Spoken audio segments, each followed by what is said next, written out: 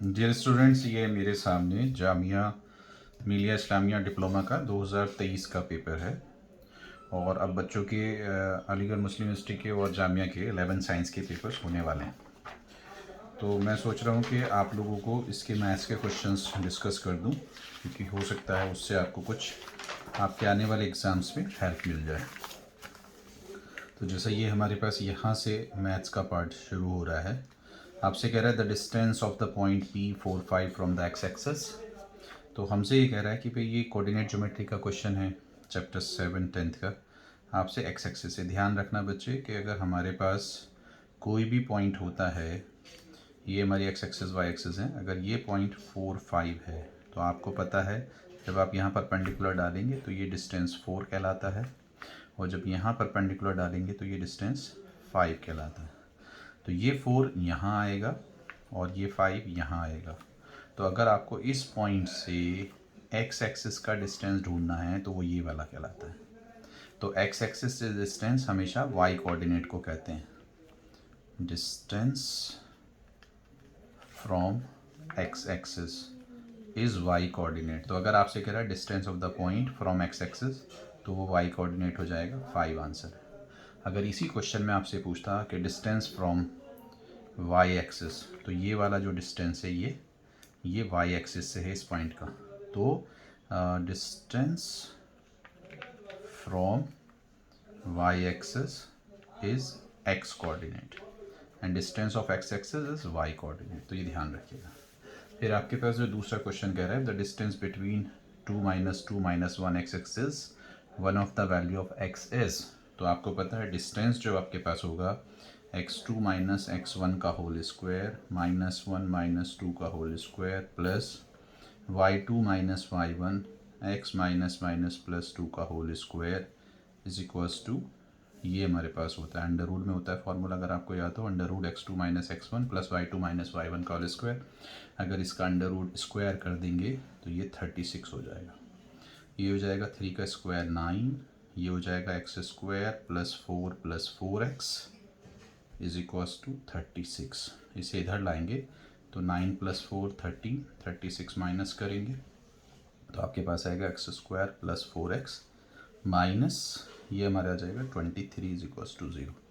ध्यान से देख लीजिए, ये क्वेश्चन गलत है बेसिकली, क्योंकि अब इसके आप कोई भी सॉल्यूशंस नहीं कर पाएंगे, ये वैल्यूज़ नहीं आ पाएंगी। तो इस क्वेश्चन में उलझना नहीं था बच्चे, असल में यही करते हैं कि भाई ये तो बहुत ईजी क्वेश्चन है, मैं सॉल्व कर लेता हूँ, बट ये सॉल्व नहीं होगा। कुछ ना कुछ कोऑर्डिनेट्स में एक्सचेंज हुआ है, माइनस प्लस या एक्स की पोजीशन वगैरह, तो इसलिए कोई वैल्यूज़ को सेटिस्फाई नहीं कर रही। तो कभी अगर इसको तरह क्वेश्चन आपका आंसर मैच नहीं करेगा, आप सॉल्व नहीं कर पाओगे, इसे बार बार करने की कोशिश करोगे तो उलझ जाओगे। इससे अच्छा है अगर आंसर नहीं मैच कर रहा है आगे बढ़ जाइए। आपसे कह रहा the graph of y equals to 2 is a line parallel to. अगर आपके पास y इक्वल्स टू 2 दिया हुआ है तो ध्यान से देखिए, जब आप ग्राफ बनाते हैं तो y इक्वल्स टू 2 यहाँ आएगा, ठीक है। तो y अगर ऊपर जाता है तो इंक्रीज़ होता है, नीचे आता है तो डिक्रीज़ होता है। y अगर 2 है तो ये यहीं रहेगा। आप x को चाहे इंक्रीज़ करो चाहे डिक्रीज़ करो, तो इसको कहेंगे y इक्वल्स टू 2। तो y equals to 2 parallel to x axis हो, तो अगर y दिया हुआ है तो x एक्सिस के पैरेलल होती है। इसी तरह से अगर x दिया हुआ है कि भाई x इंक्रीज़ हो सकता है, x को आपने फिक्स कर दिया, चाहे y को इंक्रीज़ करो तो वो पैरेलल टू y एक्सिस होता है। तो y equals to 2 is parallel to x axis, तो वो पैरेलल टू x एक्सिस होगा। तो ये हमारे पास है। आपसे कह रहा था equation of y equals to 0.8x + 15 has.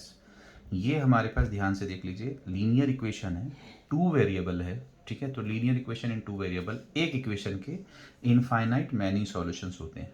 जब हम एक से ज़्यादा इक्वेशन लेते हैं तब हमारे पास यूनिक सॉल्यूशन या नो सॉल्यूशन या मैनी सॉल्यूशन की कहानी आती है, बट अगर एक ही इक्वेशन है तो वो हमेशा इनफाइनाइट मैनी सॉल्यूशंस होते हैं। तो इसका आंसर ये था। The sum of two number is 43 and product is 462, the numbers are. इस तरह के क्वेश्चंस को आप सॉल्व करना चाहें तो ऐसे करेंगे, sum of two numbers is equals to 43 and their product is equals to 462, आप इक्वेशन सॉल्व करेंगे। लेकिन अगर आपको इस तरह के ऑप्शंस दिए हुए हैं तो सबसे आसान चीज़ ये है कि आप चेक कर लीजिए सम ऑफ टू नंबर 43 है, तो क्या इनका सम 43 होगा? नहीं सर। क्या इनका सम 43 होगा? नहीं सर।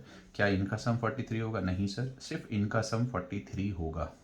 मे बी पॉसिबल कि अगर ऐसा भी एक ऑप्शन दिया रहता कि नहीं सर ये भी 43 हो सकता है, तो फिर आपको चेक करना था क्या प्रोडक्ट 462 है। तो जैसा अगर मैं इसको इससे मल्टीप्लाई करके देखूँ 21 टू जा 44, 21 टू जा हमारे पास क्या आएगा 42, 4 आ जाएगा, 21 टू जा 42 एंड 4 462। तो 4 इसको अगर मल्टीप्लाई करता तो 462 नहीं आता, तो ये नहीं, ये आंसर है। तो जब इस तरह के क्वेश्चन हों तो आप ऑप्शन से भी चेक कर सकते हैं।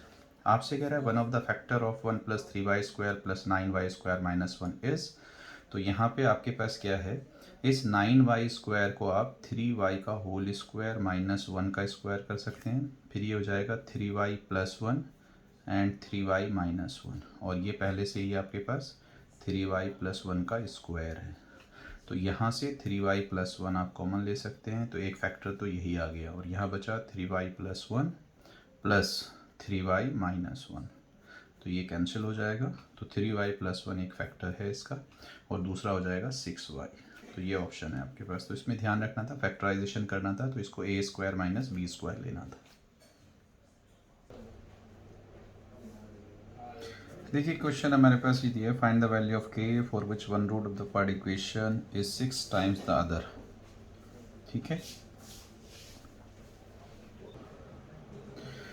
जैसे इसमें क्वेश्चन में कहा है for what value of k for which one of the one root of the quad equation is 6 times the other. तो यहाँ पे अगर एक रूट अल्फ़ा है तो वो 6 टाइम्स ऑफ बीटा है।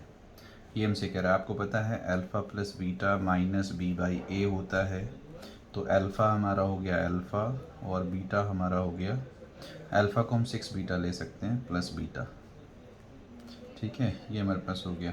तो आपसे क्या कह रहा है, आपसे कह रहा था वन रूट इस, तो हमारे पास b/a हो गया माइनस b/a माइनस 14/k। तो ये आपके पास हो गया। ठीक है जी, तो ये हो जाएगा 7 beta is equals to 14/k। तो 7 2 जो 14, तो beta is equals to 2/k। अच्छा, अल्फ़ा इंटू बीटा जो है आपके पास वो है c/a। तो ये हो जाएगा 6 बीटा इंटू बीटा, c कितना है 8/k।